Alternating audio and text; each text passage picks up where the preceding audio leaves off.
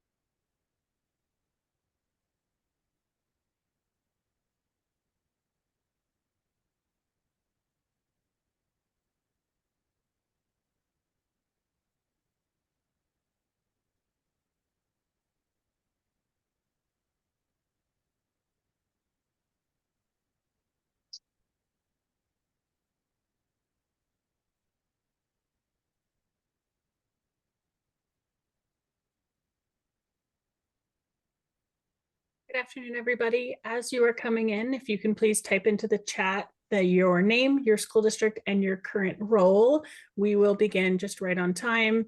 And also, we just want to make sure everybody is aware that we are going to be recording this meeting.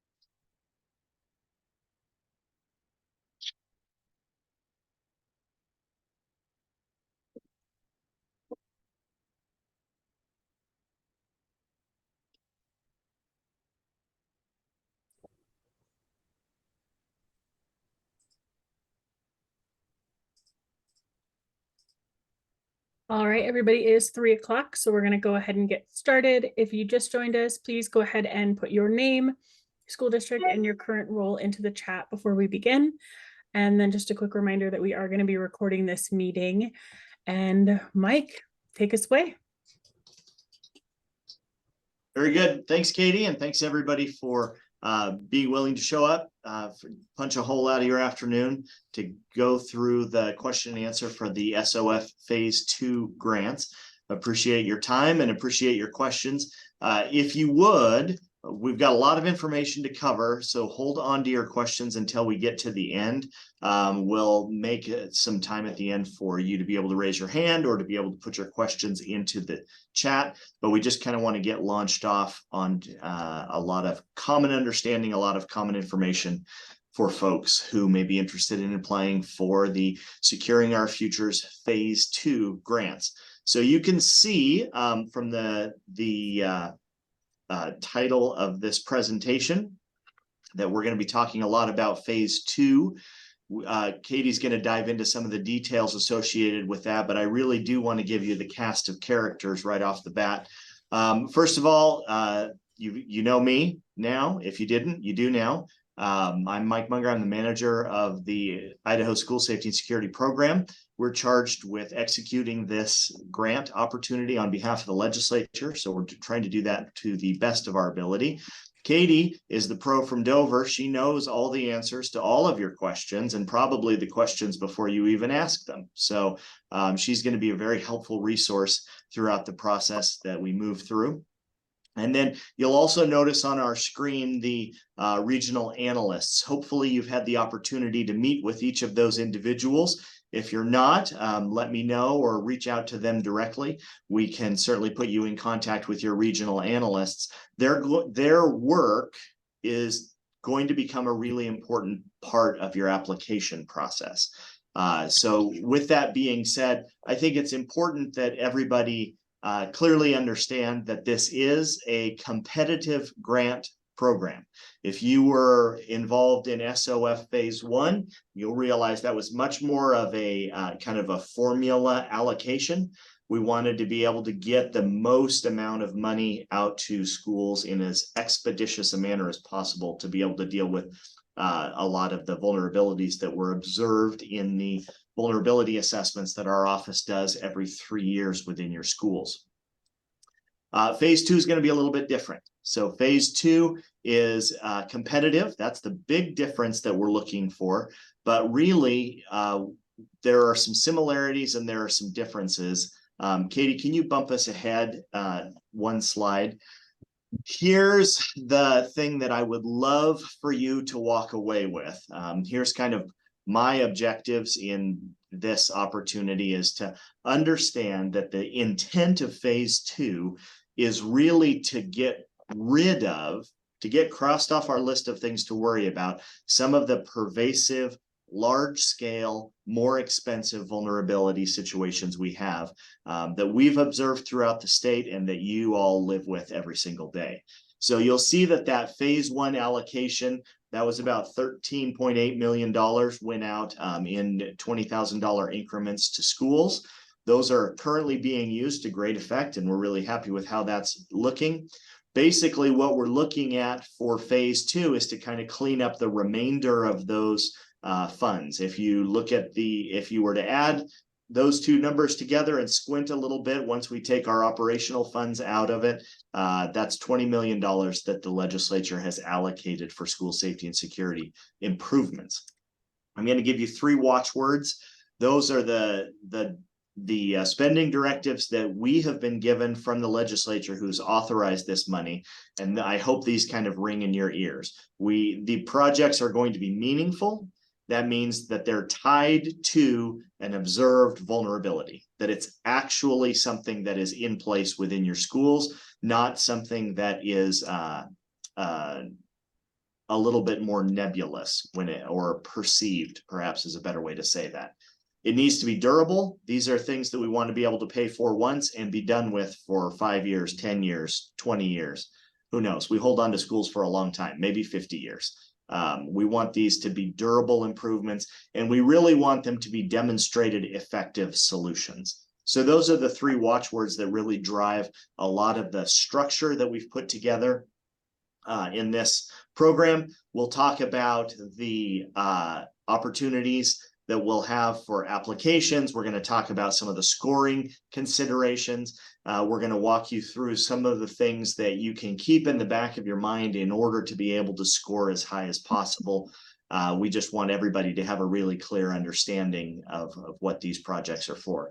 And one of the things that I would say to kind of tee us off, the similarities between phase 1 and phase 2, we're looking at the same types of expenditures, of authorized expenditures. We'll get into the details on that. So the same types of programs.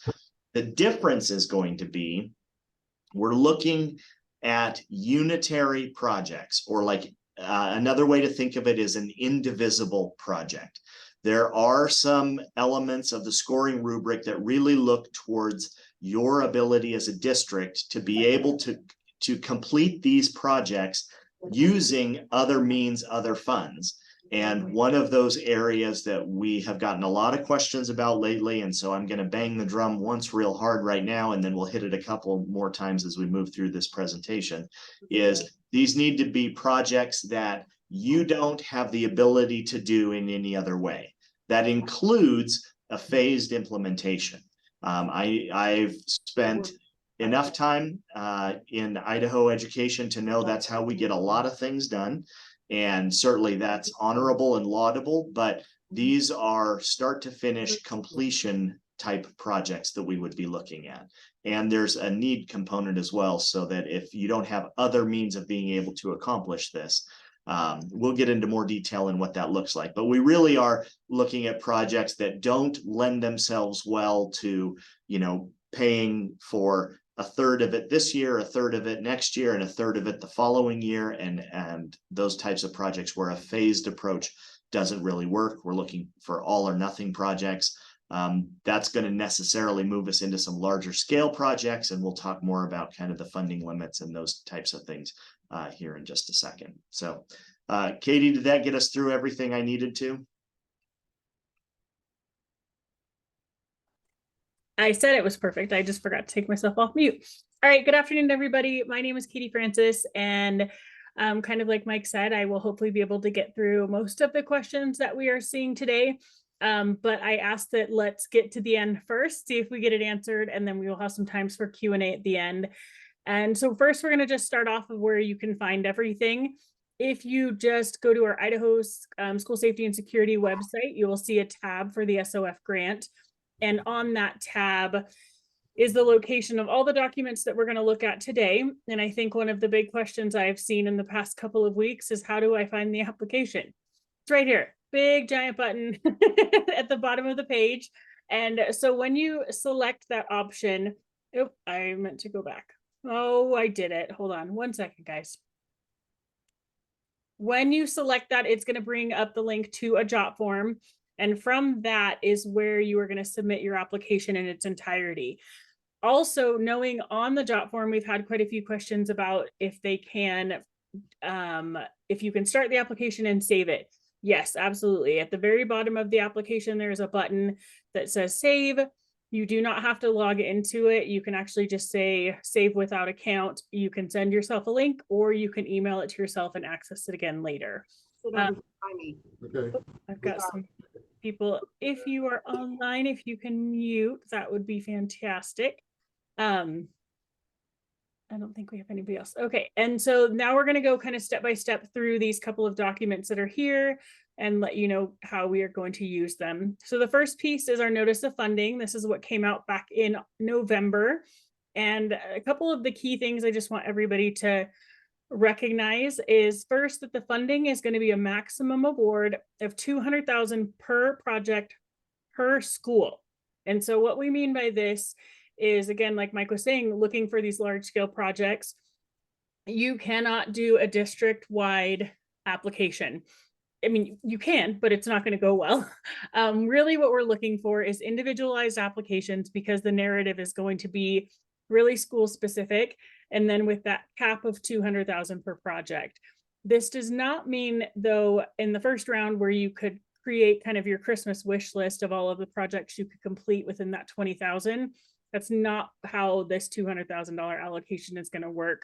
You really want to remember, and we'll talk about this within the narrative piece, that if you piecemeal together a bunch of different small projects, it's really going to be a struggle to justify that statement of need financially, because a lot of those smaller projects can be completed within your current funding opportunities. The next thing to notice is application is open and live now. We talked about that a little bit. It will close on March 15th, 5 o'clock Mountain Standard Time. If your application is not in by then, it's just going to be a hard no. Because this is a competitive grant, we just really have to be consistent with our expectations, and then know that our turnaround time is going to be hopefully pretty quick. And we will let everybody know by April 1st about your awards. There's been a lot of questions as far as when the funds have to be spent.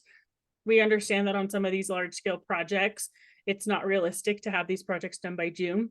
So we do have some built-in safety nets so that the work can get done over the summer. And there'll just be some additional documentation that we require to ensure those funds do get appropriated in the next year towards these projects. A couple things just down here to note at the bottom. A big one is that if you submit an incomplete application, it will be removed from scoring consideration. In the past phase, I provided a ton of support to make sure that all of your ducks were in a row and everything was completely submitted correctly. That's not going to be the case this time. I will be reviewing and screening all of the applications, and you will have one chance if you are missing something, or if possibly your board meeting docs or a bid is incorrect or not uploading. I will reach out to you and let you know that we can fix that, but I won't be providing any other feedback on the work that's within the grant, or if you don't respond, then it's just not going to get scored, I think is the best way to say it. A couple of big things also is just make sure you don't have any administrative fees within your scope of work.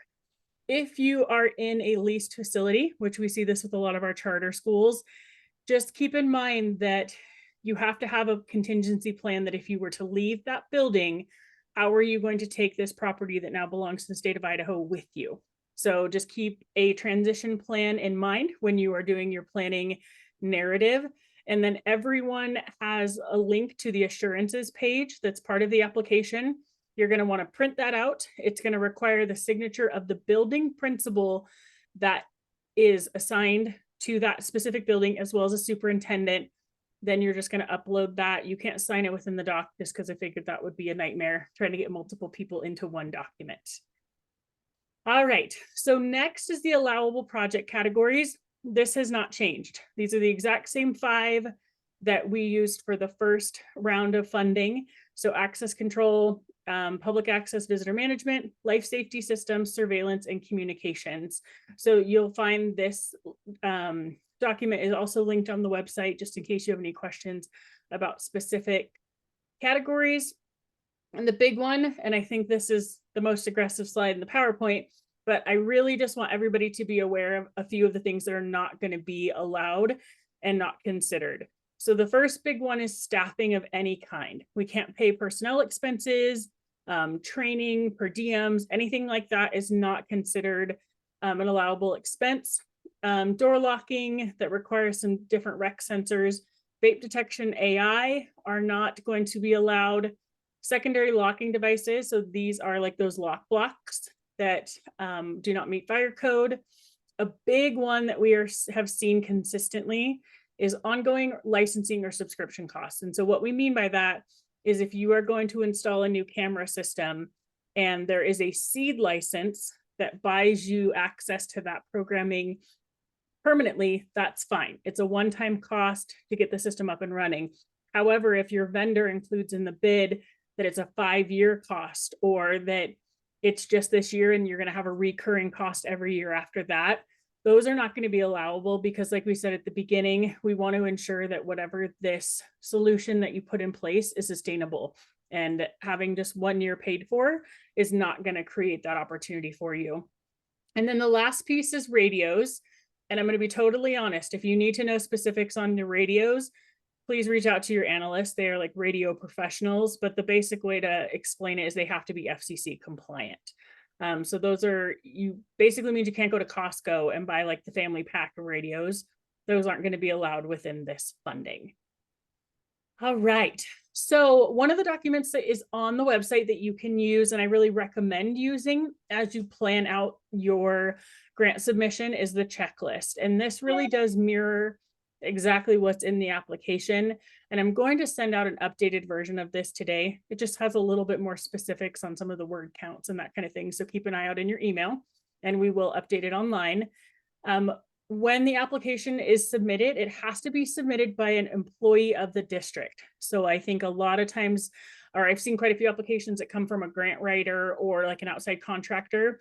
We really need that contact information of somebody within the district staff. And then also business manager, accounting, somebody that we can connect with as far as the ongoing reporting and just really ensuring that those funds are distributed correctly. Within your review, the first question is about your organization structure and size. This is a really simple answer in that we just want to know how many students are in the building and the defined number of buildings in your district or charter. When we talk about the SDE list, that's the number that we are going to go off of for your school district and how the points are going to be awarded.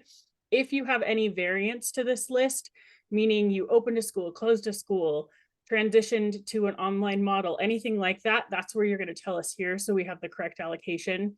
And one thing to keep in mind when you're looking at the number of buildings, preschool and virtual don't count as far as like allowable funding sources for this grant. And then when we ask about leadership structure, what I'm really looking for is just if there is a decision-making body within your district around school safety. And then next, these are going to be your narrative components. Within your statement of need, the best way to explain this, to define statement of need versus the significance of an impact, is your statement of need is really going to focus on the financial components. And you're going to be explaining to us how your vulnerability assessment that you should have access to. And if you don't, let me know and I'll connect you with your analyst to make sure you have your most recent copy.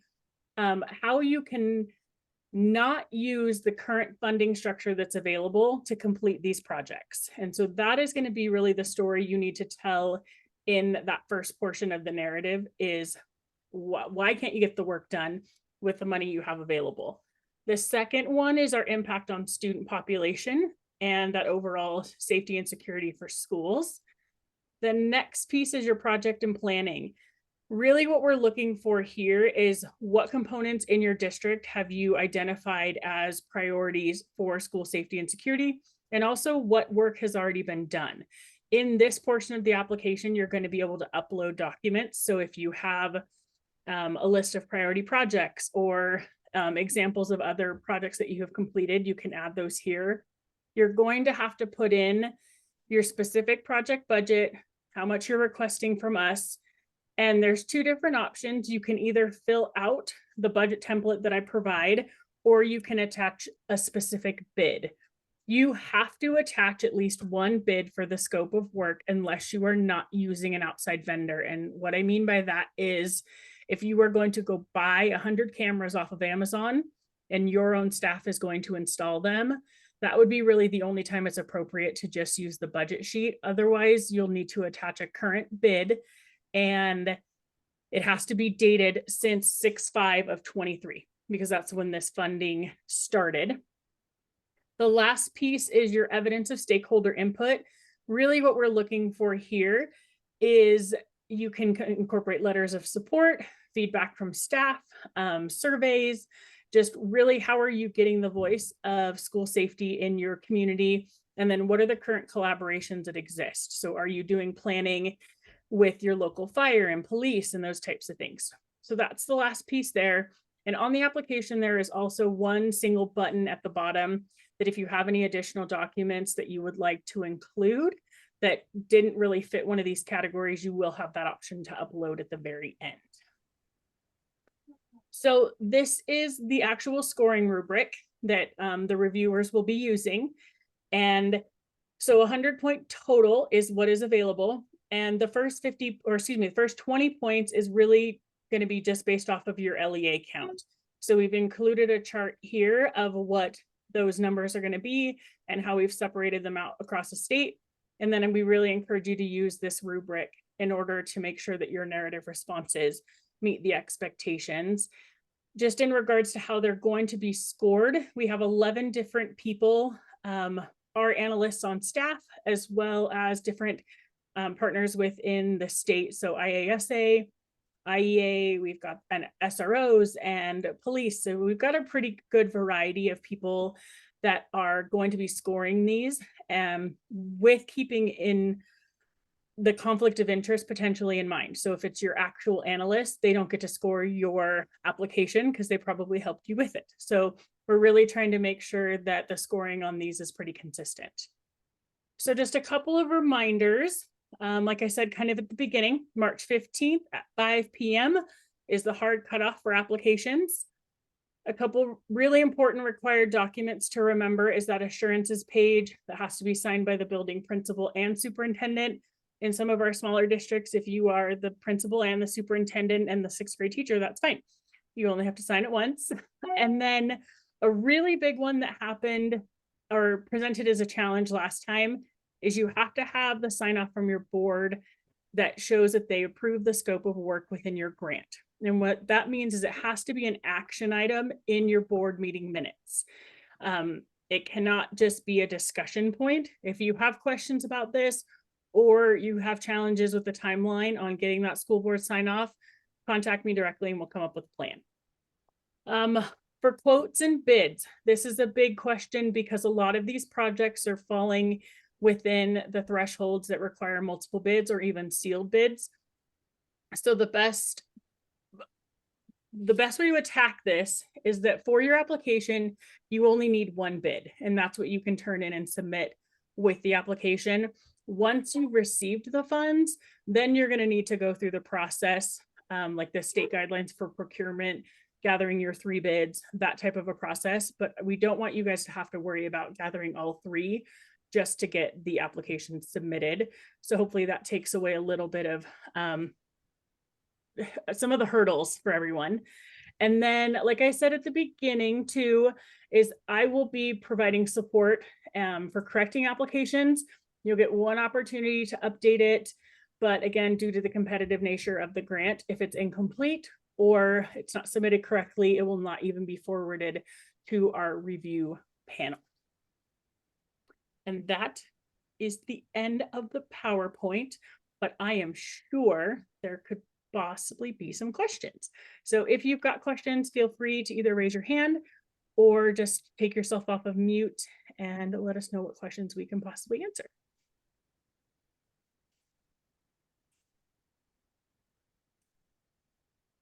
So questions. Yeah, this is Joe Fairchild from Minidoka. Hey, Joe. So guy dropped by yesterday and we're talking about some fencing and everything. And I thought he mentioned something about like a $50,000 cap. And so I was a little bit confused when I saw in the information on the phase 2 that it was a $200,000. So can you help me to understand? I'm not sure what the disconnect there is, but yes, the allocation that's available per school is up to 200,000. The only thing I can think of context on the 50,000 is really looking at the statute of requirements for gathering bids. So you'll have to look at your school district and also the state requirements, but over $50,000, the bidding process really changes. So the requirements on your end for gathering bids is different, but the limit is not that. So it's 200,000 per school. Okay, thank you. Yeah. We've got a question in the chat that can a single project include multiple elements such as PA cameras and access control? The best way to answer that is kind of, I'm going to go back to what Mike said at the beginning, that they have to all be connected in a way that they can't be piecemealed out, that you couldn't do them in phases or separate components. So a PA system is not going to depend on a camera system to function. So again, you could put that together, but it's not going to be a clear and concise project that's going to score well within just that project and planning piece. So you really want to focus on your biggest ticket item that is going to have the most impact, and really show that connection to, hey, we can't do this without this additional funding. Let me just jump in there because I think that's a really important question and an important concept. I want everybody who took the time to come to this Q&A to be able to write as high a scoring application as possible. And what's really going to get you is when you look at the way that scoring rubric is laid out, there's 25 points when it comes into that statement of need. So if the reviewers, as they're going through this, look and say, well, wait a minute, you know, there's $75,000 worth of expenses here, but it's $5,000 for cameras at this site and $3,000 for a door and $10,000 for fencing. And it's a whole bunch of smaller projects. What's going to get you is in the scoring on that statement of need is it's going to be really hard to articulate why that couldn't be something of saying, well, we'll buy cameras this year and we'll buy fencing next year and we'll buy a door the following year. And so what you would have to be thinking about is in that statement of need is why is this a project that only makes sense as a one-time large project expenditure instead of being at least able to be phased out over the course of a couple of years. The goal of these dollars is kind of this worst first approach. So being able to get some of these large projects knocked out. We had an example in the last Q&A and I thought it was a great one. It doesn't make any sense to buy perimeter fencing in 3 phases. You know, you're not going to fence a third of your campus and then 2/3 and then get the whole thing done in the last year, because none of those actually work unless it's done as a unitary project. And that's what I would say is kind of be thinking about that as you're thinking about the types of projects that you're scoping for this. Can I clarify that, if you don't mind? Yeah, by all means. If we started projects that we didn't complete because we utilized the dollars that were available for the grants earlier, the phase one, and we came up short, obviously. So does that qualify for this? Because basically we didn't have the money to do the project in the first place. We just didn't get enough money the first round to complete it. Does that make sense? Yeah. Yeah. So what I would say is where you would want to spend your time is making sure that you can make a bulletproof statement of need in terms of why that shortfall wouldn't be, for lack of a better term, feasible. You know what I mean? To be able to say, well, we'll get this part done this year and this part done next year and this part done next year. That's going to be the component that you would really need to spend some time on in that application, if that makes sense. It does. So you're actually indicating that each campus, each building, we have multiple campuses. So each one of those would be an individual build or whatever. But if we've started something on one campus, it will be more difficult to finish that on that campus potentially because of the way it's laid out. Right. Yeah, I think that's a good way to think through it without knowing the specifics of the individual projects. What I would say is, yeah, that the question is going to be from the reviewers is, could they finish this out using existing maintenance funds or some other type of funding stream? You know, if you're $10,000 short on this particular portion of it, is that something that's reasonable that the district could pick up that cost some other way versus having a new project that's basically ground up? You know, a $75,000, $150,000 fire system, you know, those kinds of things. Okay. So to kind of clarify on that example that you were talking about is we started access controls on a particular building. We ran up short, so our back door between, you know, our shop and our main building did not get completed. That's probably not going to be a priority because that's a continuation of, it's a smaller piece. Right. Yep. Yep. Okay. That's what I would say is that's going to be the question on the reviewers' minds, is to say, is this something that they could conceivably handle out of their own existing current funding stream? If so, I wouldn't, if it was me, I wouldn't spend the time to be able to put together an application on those smaller level projects. Okay, thank you. Just to know, just so you know, we don't have the money to finish it. So Well, and I want to piggyback on that too, because quite a few schools that I can think of offhand are actually taking their funding from phase one as almost a deposit, or whatever you want to call it, towards a larger project. So they took their $20,000, applied it to a $75,000 project, and then in phase two, they're applying for the remaining 55. And so some people are using that as a way to complete things. And really that's the goal, is that we want to be able to take, you know, if you've started access control in a school, but you still have 10 more doors and you need to install the cameras that support it, we could complete this and finish the entire project and have the system up and running. That's really what we want to see. We really want to see these like fully functional systems moving forward for schools. thank you. Yeah. Sorry, but I think the distinction between what we can and can't do is a pretty gray area. And if we started a project that we couldn't complete because of the lack of funds, you know, you're basically saying that's probably not a priority, but then you're saying it is to finish it up if we use the first part of the phase. Michael, let's do this. If you'll stay on when we finish, and I'd love to talk through just the specifics with you. And I think that might be able to answer some questions better, because I think knowing Perfect. Sorry. No, you're great. Everybody has lots of questions, so that's why we're doing this. I want to go into the chat just real quick and answer a couple of those questions.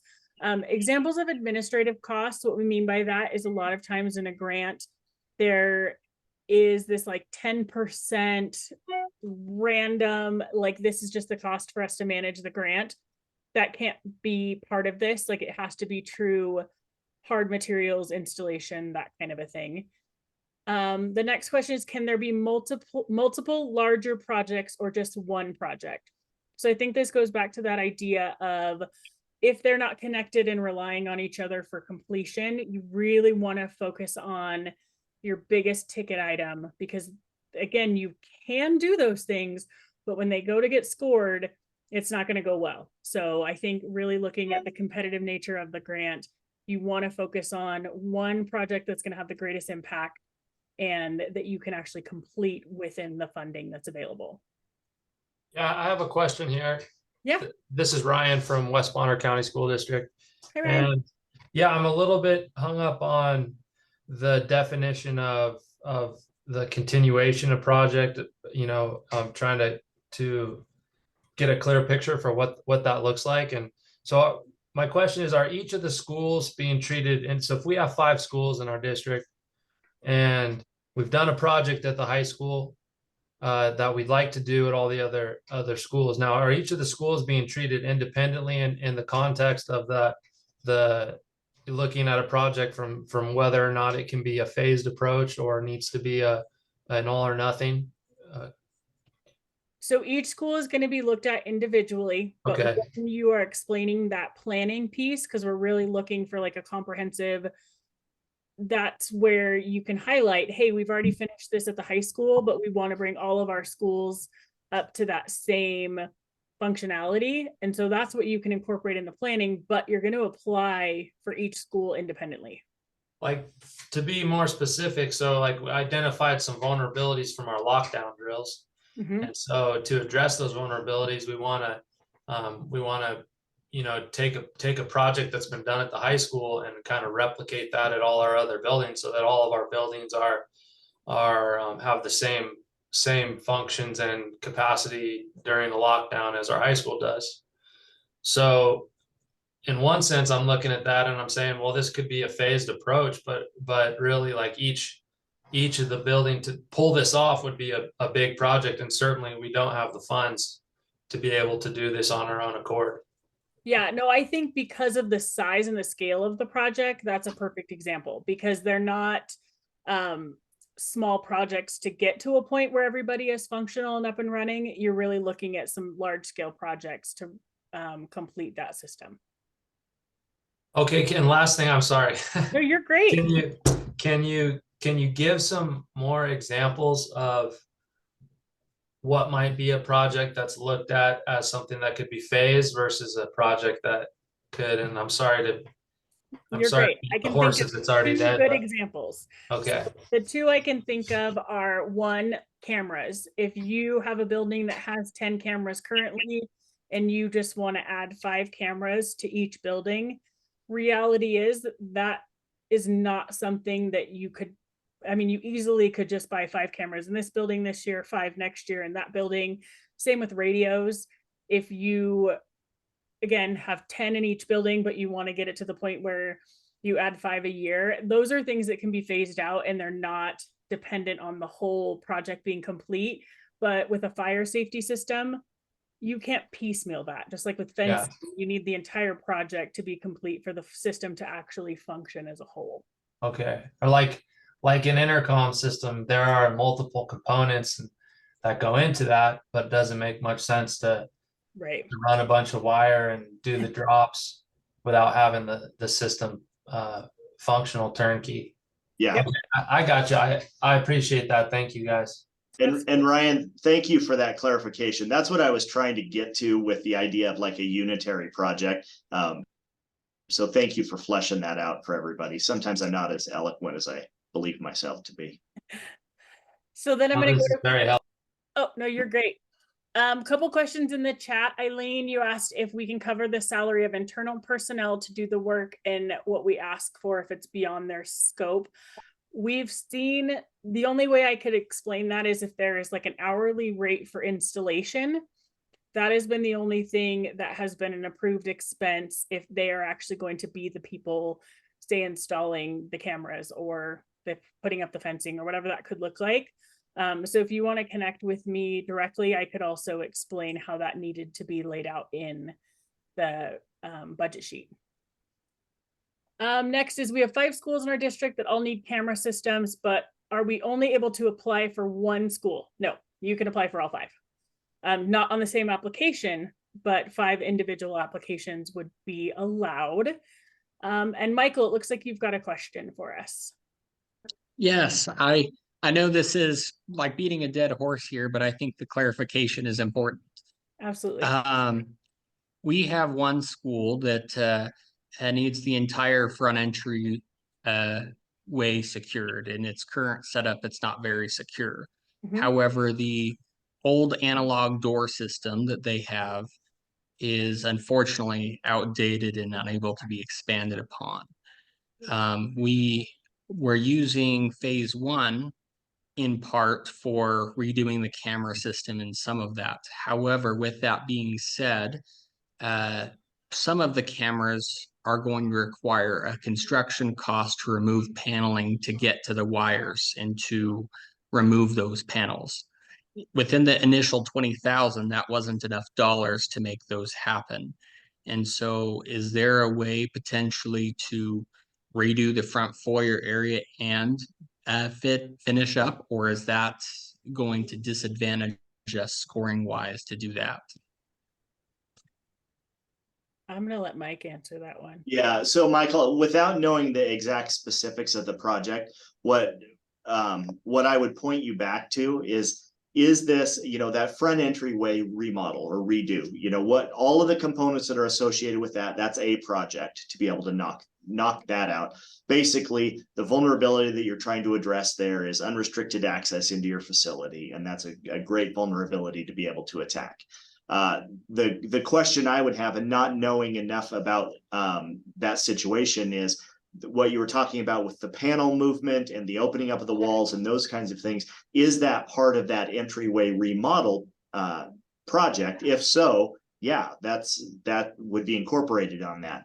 Where I would caution you is if it's like, well, we have the door entry remodel, but we're going to go ahead and sneak in this other construction component that's unrelated to it, but kind of tangential. I'd steer clear of those types of expenditures, because the question that's going to be asked is, well, could you just do the panel part of it next year with your existing maintenance allocation? Or from a charter school, I know it functions a little bit differently, but that's what I would just caution against, is the types of projects that are not going to score well based on this rubric are the ones that look like a Christmas list, where you just have a whole bunch of little projects stacked in to try to be able to meet a particular dollar amount threshold.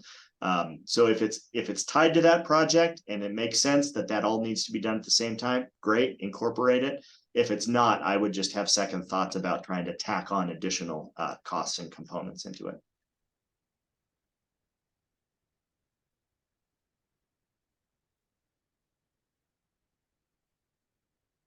Any other questions? I think that's Kim. I'm responding to yours in the chat because I don't think you can hear us for whatever reason. But I think that will be it for today. So thank you guys so much. We will be sending out a new FAQ. We'll post an update weekly just with some of the common questions that we are seeing. And if you can think of anything else, please feel free to reach out. And we look forward to seeing everybody's application soon. And Michael, if you want to stay on for just a minute, see if I can answer your questions.